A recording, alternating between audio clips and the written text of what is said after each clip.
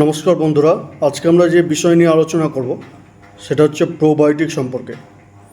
তার প্রথমেই জানতে হবে প্রোবায়োটিক কী। প্রোবায়োটিক হচ্ছে একটি উপকারী ব্যাকটেরিয়া যারা কি করে জলে দ্রবীভূত অ্যামোনিয়া এবং জৈব কার্বনকে যারা শোষণ করে এবং স্মল অর্গানিজম অর্থাৎ ক্ষুদ্র প্রাণীদের বা আমরা যাদেরকে প্ল্যাঙ্কটন বলি তাদের খাদ্য হিসেবে ব্যবহৃত হয়। এবার আমাকে যেটা জানতে হবে সেটা হচ্ছে আমরা যে একটু আগে উল্লেখ করলাম যে প্রোবায়োটিক হচ্ছে উপকারী ব্যাকটেরিয়া বা মাইক্রো অর্গানিজম। তো কোন ব্যাকটেরিয়া? মূলত ব্যাসিলাস গ্রুপের যে ব্যাকটেরিয়া আছে তারা প্রোবায়োটিক হিসেবে ব্যবহৃত হয়। যেমন ফ্রেশ কাট অর্থাৎ দইয়ে কী করে প্রচুর পরিমাণে ব্যাসিলাস গ্রুপের ব্যাকটেরিয়া থাকে এবং তারা প্রোবায়োটিক হিসেবে ইউজ হয়। যে সমস্ত পুকুরের মাটিতে কী থাকে, কাদার পরিমাণ বেশি থাকে অথবা অ্যামোনিয়া পরিমাণ বেশি থাকে, সেখানে প্রোবায়োটিক আমাদের ব্যবহার করতে হয়। আমরা যদি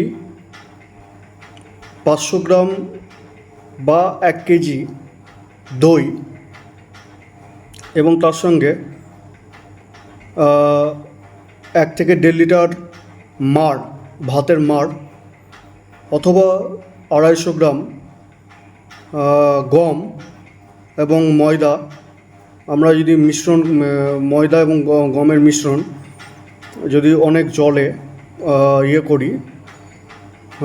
মিশিয়ে যদি 1 বিঘা পুকুরে প্রয়োগ করি তাহলে কিন্তু সেটি প্রোবায়োটিক হিসেবে ব্যবহৃত হয় এবং সেখান থেকে দূষিত গ্যাস, বিশেষ করে ডিজলভ অ্যামোনিয়া দূর হয়। অথবা আমরা অ্যাপ্লাই করতে পারি 500 গ্রাম থেকে 1 কেজি মোলাসেস অর্থাৎ চিটে গুড়।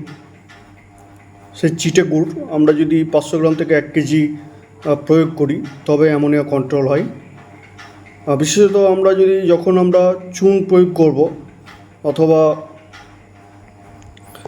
আমরা চুন ছাড়া আমরা যখন পুকুর প্রস্তুতিতে চুন প্রয়োগ করি, অর্গানিক ম্যানিওর অর্থাৎ গোবর থেকে শুরু করে পোলট্রি লিটার থেকে শুরু করে বিভিন্ন প্রাণীর বর্জ্য, জৈব সার সেগুলো আবার তার সঙ্গে কিছু অল্প পরিমাণ রাসায়নিক সার প্রয়োগ করি, তখন সেটা কিন্তু তার ফলে প্রোবায়োটিক কিন্তু ধীরে ধীরে পুকুরে তৈরি হয়। সো তার ফলে প্রোবায়োটিক কিন্তু এটি এসেনশিয়াল এলিমেন্ট নয়, অর্থাৎ অত্যাবশ্যক উপাদান নয়। তো এই ছিল প্রোবায়োটিক সম্পর্কে আলোচনা। পরবর্তীকালে আমরা অন্য কোনো বিষয় নিয়ে আলোচনা করব। ততক্ষণ ধন্যবাদ।